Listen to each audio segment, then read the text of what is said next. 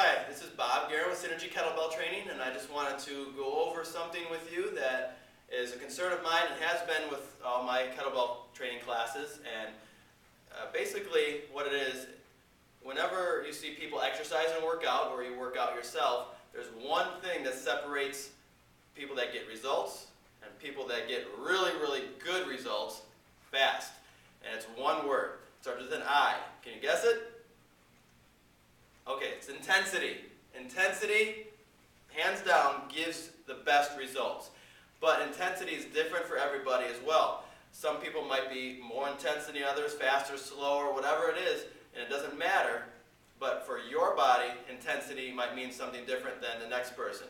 And in my kettlebell classes, I know that there's different ages, different shapes and body types, different levels of fitness, and people that have more experience than others. But intensity for each individual can feel the same. And so what we're going to do today, I'm going to have a couple helpers, and we're going to demonstrate different levels of intensity for 3 movements. First one is going to be one that a lot of people look at as, if you can do this, you are in decent shape. And it's push-ups. Okay, so we're going to show 3 different variations of push-ups that will help you with your intensity. And then the second movement is burpees. Now this is a movement that no matter how in shape you are, it's still going to kick your butt. Kicks mine all the time. But it's so good for you in every level, body, all the different body parts, and your cardio as well. The third movement we're going to do is going to be a little bit more for the dynamic and the power of the body. It's called knee tucks. So we're going to show 3 variations of all 3 movements, and you can put them together into a workout and get in awesome shape. So helpers, come on over. I'm going to introduce Tricia Russell, one of my instructors at Synergy Kettlebell Training, and my lovely wife, Lisa Guerin. So the first movement, as I said, is push-ups. So when we do our push-ups, we're going to go down, and I'm going to show the full military-style push-up. So the hands are straight, feet are together, heels push down to the ground, and drop. Chest touches, and we raise. Elbows stay in tight to the body.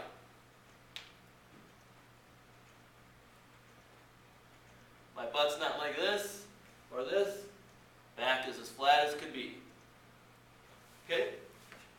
If you are incapable of doing that, or you're not at that level yet, what you want to do is you want to modify and make it so that you can still do the movement itself in some way or another. So the ladies are going to show, go ahead ladies, they're going to show different variations. Tricia on the right is going to be showing the wide stance, and Lisa on the left is going to be showing the knees. But the movement's still going to be the same. What Tricia is going to do is she has her feet wide, a little wider than shoulder width. She's going to drive her heels into the floor and lock her knees. And that's going to give her a stronger base. The legs are going to control everything. And then Lisa is going to be positioning her body and her hips all the way forward so that her core is still working and her body is being used to stabilize itself. Ladies, you can go ahead and start your push-ups. And if you notice, Tricia does not go all the way down to the floor, not because she can and she's not, but because her body's not fully capable of doing that for the entire time that we're doing these push-ups, and that's perfectly fine. Lisa is going all the way down. The knee push-ups are somewhat easier, but give it time, they won't be so easy anymore. And so whenever you're doing this, you just do what your body can do. And if you can't go full, then you just do a half or a quarter. And then each time you do these, you get better and better. And as you see, Tricia's feet are coming up more on the toes, so she needs to drive those heels down. Those are some things to keep in mind. Thank you, ladies.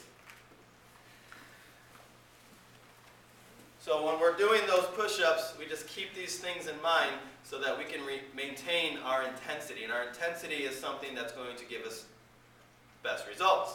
So the next thing is burpees.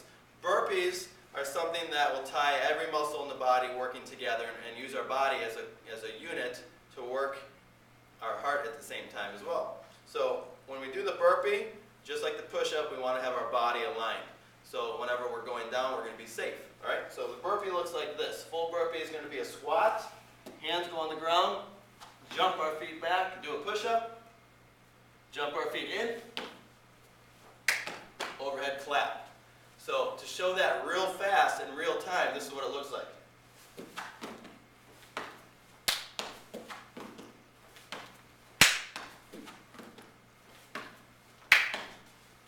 not everyone can do burpees that pace or to that level. So we're going to do our modified burpees. And Trish is going to come first. And she's going to do one with a step, okay? Because she's had several knee surgeries on her right knee over the years, and her body won't allow her to jump without a lot of pain. And then conditioning could be a factor too. So Tricia, go ahead and begin. She's going to go down, step 1 foot back, then the other, push up, back in. Without jumping, she'll stand and clap. Do another one. Notice her body alignment is still good. That time she forgot to push up, but that's okay. She'll do another one. So she's still doing the burpee, quote unquote, but for her, that's the intensity that she's going to do. And now Lisa's going to go, and she's going to show another burpee without the push-up. Some people with a little weaker upper body, move a little bit more forward, Lisa. Weaker upper bodies still can do burpees.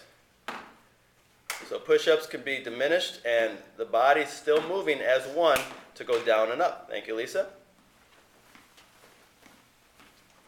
And if you're doing a workout for a time, let's say, maybe you're going to do as many burpees as you could do in 1 minute, you could even do a hybrid version. So let's just say you're strong enough and capable enough to start with the burpee that I showed, the full burpee, but yet your heart rate starts beating out of your chest and you want to continue, but you can't quite continue with the full. You can modify with one that you saw the ladies do. The last movement is going to be high knees. Okay, so what I'm going to do is, I injured my knee a few weeks ago, and I'm going to do individual high knees. This is also great for the cardio, at the same time good for just being dynamic and the core. The higher we get our knees going up, the more the core is worked. Okay, so I'm going to show the single high knees. Tricia will be showing without the dynamic, with the jumping, without jumping, and Lisa will be showing the full double knee tucks. So this right here is individual. The faster you go, the more you're obviously going to have your heart rate go up, the more you're going to feel it. Tricia, come on in. Go ahead. So she's still doing the knees, but at the level that her body is capable of doing because of either her knee issue or conditioning. Lisa?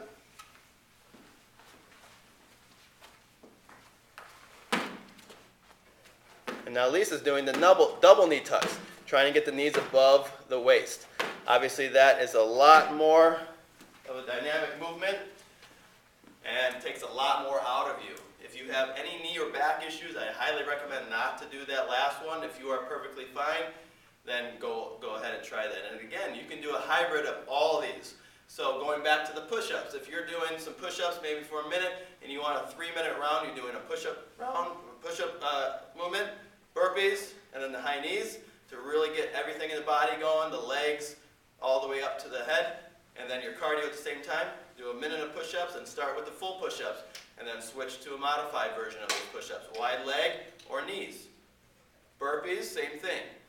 And then the high knees, same thing. And that's going to give you an awesome workout. And you throw that in there and do about 3 or 4 times through everything, you're going to get in great shape. So just keep that in mind when you're doing, no matter what you're doing, kettlebell training, body weight training, doesn't matter. That intensity is what gets results. You lower the intensity, you're going to prolong how quickly your results come. And some of you might think that's okay, but everybody wants to have a body that they're happy with and be in good shape and be in good health. And if you go fast, doesn't mean that necessarily that's good. Go with the intensity that you are capable of, and the more intense you make it, you shorten that amount of time that you need to work out, because the higher the intensity, the better results you'll get.